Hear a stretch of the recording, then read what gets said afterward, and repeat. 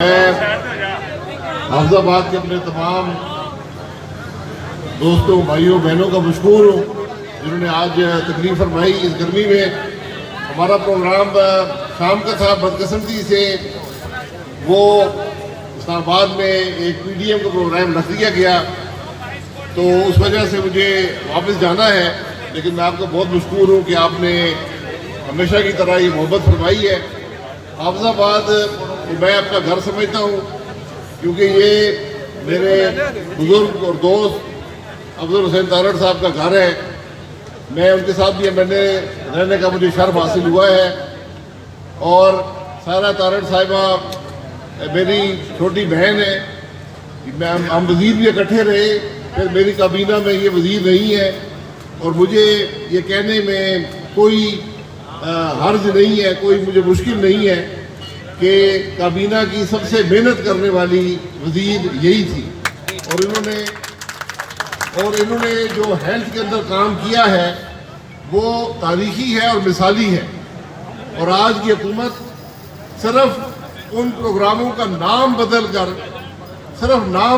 نیا نام دے کر ہر روز ملک کا وزیر اعظم افتتاح کرتا ہے۔ یہ ہیلتھ کارڈ بھی سارا تارڑ کا تھا، یہ جو ڈرائیو کی پالیسی ہے دوائیوں کی، اور سارا تارڑ صاحبہ نے 5 سال میں 1 پیسہ دوائیوں کی قیمت بڑھنے نہیں دی، جو بعد میں 100 200 گنا اضافہ ہوا ہے۔ یہ تاریخ بتاتی ہے جو تمام ان کی پالیسیاں تھیں۔ الحمدللہ آج اگر یہ حکومت صرف ان کی تقلید کر لیتی تو وہ کامیاب تھی۔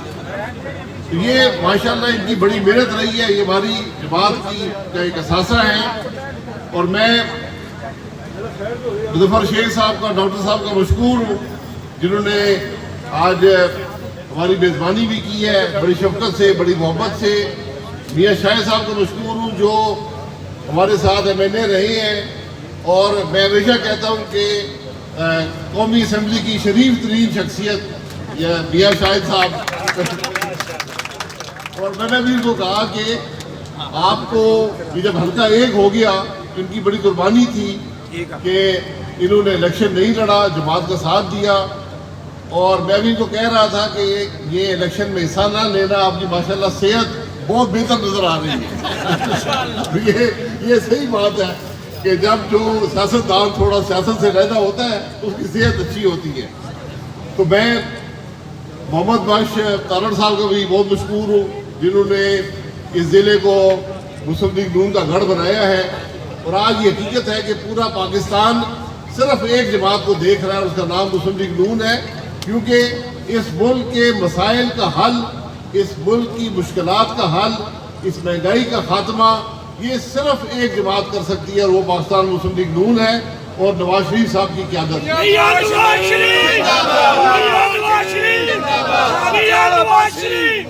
افضل حسین تارڑ، افضل تارڑ، میاں شاہ حسین بٹی، ڈاکٹر مظفر علی شیخ۔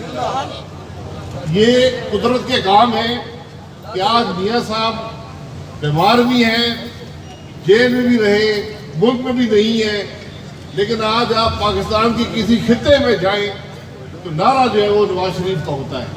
یہ ایک سیاسی لیڈر کی کامیابی ہوتی ہے کہ انہوں نے جو کام کیے، جو ملک کو عزت دی، ملک کو ترقی دی، آج بھی لوگ اس کے معترف ہیں۔ آپ یہ دیکھ رہے ہیں آج 28 مئی کا دن ہے۔ 28 مئی 1998 کو جو ایک فیصلہ تھا، جو میں سمجھتا ہوں کہ پاکستان کی تاریخ کا سب سے مشکل فیصلہ تھا، کیونکہ ایک طرف ہمارا ہمسایہ تھا، ہمارا دشمن تھا، جس نے ایٹمی دھماکے کر کے ثابت کیا کہ اس کے پاس ایٹمی قوت موجود ہے۔ اب پوری طرف دنیا تھی، ایک طرف نواز شریف تھا۔ دنیا کہتی تھی کہ آپ ایٹمی دھماکے نہ کریں، ایٹمی قوت نہ بنے، کیونکہ دنیا اسلامی ایٹمی قوت برداشت کرنے پر اس پر تیار نہیں تھی، پوری دنیا۔ اب میں خود اس وقت MNA تھا، میاں صاحب کے ساتھ تھا، ہم نے خود یہ دیکھا ہے کہ 4 گھنٹے امریکہ کا صدر، برطانیہ کا صدر، وزیر اعظم फ्रांस का सदर, जर्मनी के सदर, कौन सा बड़ा मुल्क था जिसने टेलीफोनों पर एजेंसियों के जरिए, सफीरों के जरिए दबाव नहीं डाला कि पाकिस्तान एटमी धमाका ना करे। हर किस्म का लालच दिया गया, हर किस्म की धमकी दी गई, और फैसला सिर्फ एक आदमी के पास था, उसका नाम मोहम्मद नवाज शरीफ था। आज दावेदार बहुत हो सकते हैं, लेकिन ये तारीख की हकीकत है। जो लोग उस वक्त थे उनसे भी पूछ लें, पूरी तारीख बताएगी। ये एक आदमी का, नवाज शरीफ का फैसला था। उन्होंने मुशावरत की, मुशावरत में भी मैं मौजूद था, हर किस्म के मशवरे आए। किसी ने कहा जी धमकियों से बचें, किसी ने कहा जी लालच जो हमें मिल रहा है, मुल्क हमारा तरक्की कर जाएगा। लेकिन नवाज शरीफ ने कहा, जब फैसला हुआ कि पाकिस्तान को हमने एटमी कुव्वत बनाना है, हमने अपनी खुद मुख्तारी कायम रखनी है, और आज भी पूरी इस्लामी दुनिया एक मामले पर पाकिस्तान की इज्जत करती है, नवाज शरीफ की इज्जत करती है कि इनके अंदर वो जुर्रत थी। इन्होंने पूरी दुनिया का मुकाबला करके एटमी प्रोग्राम को आगे बढ़ाया और एटमी ताकत बने। आप ये देख लें, आज लोग बात करते हैं जमहूरियत की और आमरीत की। इसी फैसले के 3.5 साल के बाद पाकिस्तान में फिर एक फैसला था 2001 में, जब इस मुल्क में आमरीत थी। जो आमिर था, एक टेलीफोन कॉल, 10 सेकंड की टेलीफोन कॉल पर खुद मुख्तार मुल्क बनना है, पॉलिसी खुद मुख्तार रखनी है, अपनी एटमी ताकत को बरकरार रखना है। उसका सिर्फ एक तरीका है, वो आइन का तरीका है, वो जमहूरियत का तरीका है, कोई और रास्ता नहीं है। ये आज मुल्क की ज़रूरत है। और मैं हाफिजाबाद के हवाले से ये कहूँगा कि यहाँ दावेदार बड़े होंगे, तरक्की के दावेदार, लेकिन इस हाफिजाबाद के अंदर जो गैस लगी, मैं उस वक्त पेट्रोलियम का वजीर था, ये 100% मियाँ शाहिद साहब की और सायरा तारड़ साहब की मेहनत थी, नवाज शरीफ साहब की मेहरबानी थी। अरबों रुपए की गैस यहाँ लगी है, आज तक वही गैस लग रही है। गैस का मंसूबा शुरू होता है जब सारे पैसे महकमे को पहुंच जाते हैं, फिर गैस की स्कीम शुरू होती है। मुझे ये यहाँ के जो इस वक्त नुमाइंदे हैं, वो नुमाइंदे कहते हुए मुझे शर्म आती है, क्योंकि ये लोग हकीकत में अवाम के नुमाइंदे नहीं है, ये RTS के नुमाइंदे हैं। तो ये आप देखेंगे कि ये अगली दफ़ा कोई और जगह ढूंढेंगे। यहाँ भी जो उन्होंने किया है, जो इनको मायूसी हुई है हुकूमत से, इनको ये अगली दफ़ा कोई और इलेक्शन की जगह ढूंढेंगे। लेकिन यहाँ जो तरक्की के रास्ते हैं, तरक्की का सफ़र जो है हाफिजाबाद का, वो पाकिस्तान मुस्लिम लीग नून की, नवाज शरीफ की, और जो आप उस वक्त 2 नुमाइंदे थे, सारा तारड़ साहिबा और मियाँ शाहिद साहब, इनकी मरहून मिन्नत है। जो सांगला हिल में मियाँ साहब ने वहाँ पर ऐलान किए थे, आज तक वो ऐलान पूरे नहीं किए जा सके। जो यूनिवर्सिटी का ऐलान था, ये पाकिस्तान मुस्लिम लीग नून की ये पॉलिसी थी कि इस मुल्क के हर ज़िले में जहाँ यूनिवर्सिटी नहीं है, वहाँ सबसे पहले यूनिवर्सिटी बनाई जाए, और वो यूनिवर्सिटियाँ बनी हैं। आज अगर कोई दूसरी बनाना चाहता है तो बहुत अच्छी बात है, लेकिन ये बात भी करना ज़रूरी है कि ये सब काम, चाहे सड़कें हों, चाहे यूनिवर्सिटियाँ हों, चाहे गैस के हों, आप तरक्की का कोई काम इस मुल्क के अंदर जाकर किसी हल्के में देखें, कौमी सतह पर देखें, वो पाकिस्तान मुस्लिम लीग नून का काम है। हम भूल जाते हैं कि ये सड़क अगर ना बनती, ये जो मोटरवे आपके सामने है, हाफिजाबाद कहाँ था? यहाँ से हम GT रोड पे जाते थे, धक्के खाकर GT रोड पे जाते थे, आगे GT रोड बड़ी होती थी। यहाँ ज़मीनों की कीमत क्या थी ये भी आप हज़रात जानते हैं, यहाँ कारोबार क्या था वो भी आप हज़रात जानते हैं। ये उस वक़्त के ज़माने में 30 अरब रुपया खर्च करके नवाज शरीफ साहब ने ये जो इलाका था यहाँ से पिंडी तक, इसको जो तरक्की दी है उसकी कोई मिसाल नहीं है। ये अल्लाह का करम है। ये जो इक़्तिदार का मकसद अवाम के मसाइल हल करना होता है, इक़्तिदार करना नहीं होता। नवाज शरीफ साहब ने ये साबित किया है। आज जहाँ पर इल्ज़ामात लगते हैं, नवाज शरीफ साहब 2 दफ़ा वज़ीर-ए-आज़म रहे, मुशर्रफ की हुकूमत आई, 8 साल उसने घरों के अंदर कपड़े भी गिने, जूते भी गिने, کہ ان کے پاس کتنے کپڑے اور کتنے جوتے ہیں۔ پھر 5 سال کی حکومت آئی 2013 سے 18 تک، میں نے بارہا کہا ہے کوئی الزام ہم پہ لگا کے دیکھیں۔ میرا چیلنج ہے اس حکومت کو، اس نیب کو، کہ آپ الزام لگائیں پاکستان مسلم لیگ نون کی حکومت پر، الزام لگائیں کہ آپ نے یہ کرپشن کی ہے۔ آج 3 سال ہو گئے، ہر فائل انہوں نے کھنگالی ہے، ہر شخص کے اثاثے دیکھے ہیں، کوئی ایک پیسے کی کرپشن جو ہے ان 5 سالوں کی پاکستان مسلم لیگ کی نون کی نہیں مل سکی ہے۔ اور میرا آج بھی چیلنج ہے، ٹی وی کیمرے لگا کر الزام لگائیں، جواب آپ کو ملے گا۔ آج 3 سال سے اس حکومت کو دیکھ لیں، کوئی مہینہ ایسا نہیں ہے کہ سینکڑوں ارب کی کرپشن کا سکینڈل سامنے نہیں آتا۔ جو وزیر سائرہ صاحبہ کے بعد اس حکومت نے بنایا تھا، وہ پہلے 6 مہینے کے اندر ہی اربوں روپے کی کرپشن کر کے بھاگ گیا۔ کوئی 60 ارب کی بات کرتا ہے، کوئی 80 ارب کی بات کرتا ہے، وہ بھاگ گیا۔ آج تک اس کو نکالا گیا، آج تک اس میں مقدمہ نہیں بن سکتا۔ وہ پارٹی کا سیکرٹری جنرل بنا ہوا ہے۔ یہ آج کے حقائق ہیں کہ جو دعوے دار ہیں، یہ 70 کروڑ وزیر اعظم نے نہیں دیا سینیٹر بنانے کے لیے، پیسے نہیں دیے جو بلوچستان سے سینیٹر بنا ہے۔ یہ رنگ روڈ کے اندر کیا ہوا ہے، چینی کے اندر کیا ہوا ہے، گندم کے اندر کیا ہوا ہے، کون سا وزیر ہے جو آج منہ کھول کر پیسے نہیں مانگ رہا۔ یہ آج اس ملک کی حقیقت ہے، لیکن میڈیا کو دبایا جاتا ہے، حقائق چھپائے جاتے ہیں، لیکن حقیقت چھپی کی نہیں۔ آج جو مہنگائی ہے ہر گھر میں پہنچتی ہے، تو مہنگائی کی بنیاد جو ہے 2018 کے الیکشن میں چوری ہے، اور اس کے بعد جو گورننس ہے حکومت کی، چینی کے اندر 600 ارب روپیہ پاکستان کے عوام آج تک ادا کر چکے ہیں۔ 53 روپے کی چینی آج بھی 100 سے اوپر بک رہی ہے۔ یہ فائدہ حاصل کرنے والے سارے کابینہ کے ٹیبل پہ بیٹھے ہیں۔ کابینہ کے ایک فیصلے کی وجہ سے ملک میں چینی مہنگی ہو گئی، اور آج 2.5 سال سے کنٹرول میں نہیں آ رہی۔ یہ ناکامی ہے اس حکومت میں۔ آج پنجاب حکومت ہے، کون سا افسر ہے جو بغیر پیسے دیے لگتا ہے؟ کون سا اسکیم ہے جو بغیر پیسے دیے چلتی ہے؟ جتنی کرپشن آج پنجاب کی حکومت میں ہے، ماضی میں کسی حکومت میں نہیں رہی۔ یہ بدقسمتی ہے ملک کی کہ آج ایسے لوگ حکمران ہیں جو منہ سے کرپشن کی بات کرتے ہیں اور سر سے پیر تک کرپشن کے اندر ملوث ہیں۔ یہ آج ہماری یہ منافقت کی حکمرانی ہے، یہ جھوٹ کی حکمرانی ہے، یہ عوام کے مسائل بڑھانے کی حکمرانی ہے۔ ورنہ آج جہاں پر ہم ملک چھوڑ کر گئے تھے، وہاں سے آپ شروع کرتے، آج آپ ترقی کر رہے ہوتے۔ یہ ملک کے حالات ہیں۔ ہم اس بات پر قائم ہے کہ ہم نے جمہوریت کے راستے پر چلنا ہے، اصول کے راستے پر چلنا ہے، ہم نے آئین کے راستے پر چلنا ہے۔ اس سے انحراف کر کے پاکستان کے مسائل نہیں حل ہو سکتے۔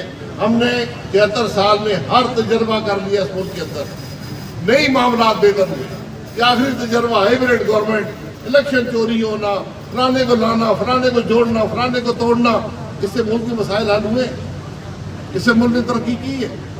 ہمیں آج بھی وقت ہے، اپنے گھر کو مضبوط کریں، سبق حاصل کریں جو غلطیاں ہم نے کی ہیں، پھر پاکستان آگے چلے گا۔ بہت شکریہ۔ جی گلزار حسین چوہان سر، سب سے پہلے تو میں آپ کا شکر گزار ہوں اور ویلکم کرتا ہوں کہ آپ میرے شہر تشریف لائے۔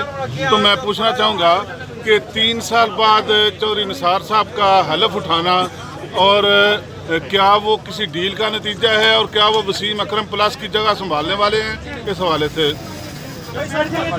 یہ جو سیاست ہوتی ہے، جی سیاست جماعت کے ساتھ ہوتی ہے، اکیلے آدمی کی سیاست نہیں ہو سکتی۔ سیاست اصولوں پر ہوتی ہے، ایک منشور کے مطابق ہوتی ہے۔ سیاست مفاد پرستی کی سیاست نہیں ہوتی۔ جب مشکل وقت آئے آپ گھر بیٹھ جائیں، یہ سیاست نہیں ہوتی۔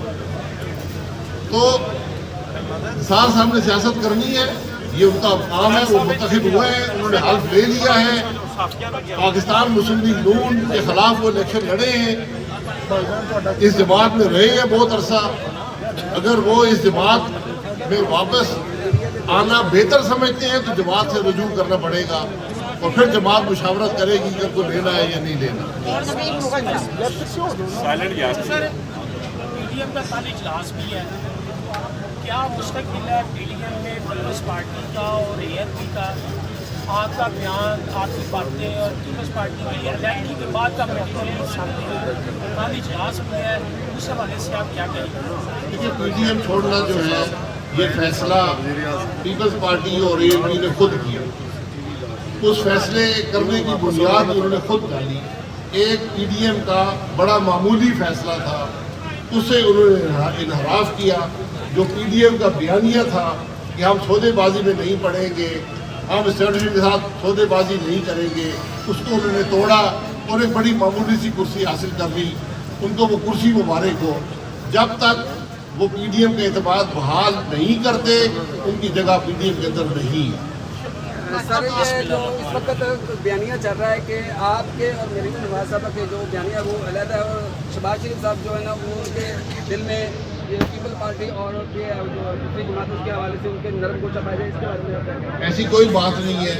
شہباز صاحب پارٹی کے صدر ہیں، مسلم لیگ نون کا ایک ہی بیانیہ ہے، اس کو عوام کے سامنے رکھنے کا طریقہ مختلف ہو سکتا ہے. کل شہباز صاحب نے انٹرویو دیا ہے، انہوں نے کیا کہا ہے؟ انہوں نے کہا ہے کہ ملک میں ہر ادارہ اپنے دائرے کے اندر رہ کر کام کرے، آئین کے مطابق ملک چلے. یہی بات پی ڈی ایم بھی کہتی ہے، یہی بیانیہ مسلم لیگ نون کا ہے. کوئی دو بیانیے نہ ہیں نہ ہو سکتے ہیں. باسی صاحب آپ کے مشہور ہیں، آپ حافظ آباد شریف لائے پریس کلب حافظ آباد کی جانب سے آپ نے بجا فرمایا محترمہ سمیرہ کے متعلق بھی 600% جو ہے شہر سن پٹی کے متعلق آپ نے جو کہا وہ بھی پورا ضلع کے اندر شریف ہے. یہ محمد صاحب جو ہیں وہ بھی یقیناً آپ بھی کہہ رہے ہیں. ڈاکٹر مظفر علی شیخ صاحب ہمارے عوامی ایم پی اے کے طور پر شناخت رکھتے ہیں پورے پنجاب میں بلکہ ملک میں. اس کے ساتھ ساتھ جو حافظ آباد میں مسلم لیگ نون کو مضبوط کرنے میں رائے قمر زمان ہر کردار ادا کر رہے ہیں، اس کو بھی ستائش آپ کو کرنی چاہیے. میرا جناب سوال یہ ہے، ہاں اس کے ساتھ ساتھ جو آپ کو تمام چینلز کے نمائندگان نظر آ رہے ہیں، پرنٹ میڈیا کے نمائندے، سوشل میڈیا کے، اس میں آپ کے ضلعی سیکرٹری اطلاعات جو ہیں لوکل آفات کے چوری محمد زمان صاحب، ان کو بھی ستائش. میرا سوال جناب یہ ہے کہ پی ڈی ایم جب سج دج کے میدان میں آئی تو حکومت میں خوف پیدا ہوا کہ حکومت اب گئی تب گئی، لیکن بعد میں اسٹیبلشمنٹ نے کردار ادا کیا. اب وہی اسٹیبلشمنٹ جو ہے وہ کبھی کسی کو پیچھے لگا لیتی ہے، کبھی کسی کو پیچھے لگا لیتی ہے. آپ اتحاد کے سلسلہ میں، پی ڈی ایم کے اتفاق کے سلسلہ میں کوئی ایسا بیان جاری کریں جس سے اتحاد پیدا ہو. اتحاد اعتماد کی ہو. جس اتحاد میں اعتماد نہ ہو وہ اتحاد نہیں ہوتا. تو ہم اکٹھے چلتے تھے، بڑی نیتی سے چلتے رہے ہیں، لیکن جب پیپلز پارٹی نے اور اے ایل پی نے اعتماد توڑا ہے تو وہ اس اتحاد میں حصہ نہیں رہ سکتے. اعتماد بحال کریں، جگہ موجود ہے. حافظ آباد میں اپنا پہلے کہا اپنا گھر سمجھتا ہوں، تیسری دفعہ میں یہاں پر آیا ہوں، تو اعظم بھی آیا تھا. یہ آپ حضرات اپنی سیاست کا اور اپنے مخالفین کی سیاست کا موازنہ کر لیں. وہ جو کہتے ہیں نا فرق صاف ظاہر ہے. ہر طریقے سے آپ کو نظر آئے گا کہ خدمت میں اصولوں کے حوالے سے، شرافت کے حوالے سے مسلم لیگ نون کی کیا سیاست ہے، اور ہمارے یہاں پر جو مخالفین ہیں کبھی ایک جماعت میں کبھی دوسرے میں ہیں، ان کی کیا سیاست ہے. آنے والے وقت میں آپ کا ایک بیانیہ پھر آپ جاری ہوا ہے کہ آپ پی ڈی ایم کو اگر پیپلز پارٹی نے شمولیت کی تو میں general secretary P D M کو سے فارغ ہو رہا ہوں. یہ آپ کا بیانیہ کے ساتھ ایک دوسرا یہ آپ کو بہتر ہے. میرا یہ اصل کی گزارش یہ ہے کہ اب جو پی ڈی ایم کی جو شہباز شریف اس کو گائیڈ لائن کریں گے یا مریم صاحبہ کریں گے، ان دونوں میں آپ اپنا وضاحت کریں. دیکھیے پی ڈی ایم کے اندر جب سربراہی اجلاس ہوتا ہے وہاں پر شہباز صاحب پارٹی کی نمائندگی کرتے ہیں، وہاں پر اکثر میاں صاحب بھی شرکت کرتے ہیں. ایک ہی بیانیہ پاکستان مسلم لیگ نون کا کام کرتا ہے. جہاں تک پیپلز پارٹی کا تعلق ہے پی ڈی ایم میں، پیپلز پارٹی نے اعتماد توڑا ہے. उन्होंने अपना हल्फ तोड़ा है, उन्होंने जो वहाँ पर दुआ खैर हुई थी उसको भी तोड़ा। कि जब इत्तेहाद के अंदर इत्तेमाद ना हो फिर रास्ते जुदा हो जाओ। ठीक है बहुत शुक्रिया जी। मैं अभी मुझे मैसेज आया है कि सोशल मीडिया पे पीछे खाली कुर्सियां दिखा के दिखाया जा रहा है, यही इनका काम है हमेशा से कि जी ये खाली है। सो उनके लिए ये प्रेस कॉन्फ्रेंस थी, ये जलसा नहीं था, ना ही हमारा कन्वेंशन था, हमारा मेन फंक्शन अभी होना है। सो वो लोग जो हमेशा की तरह ये कर रहे हैं उनसे माजरत के साथ कि हकीकत पे मबनी बात करें।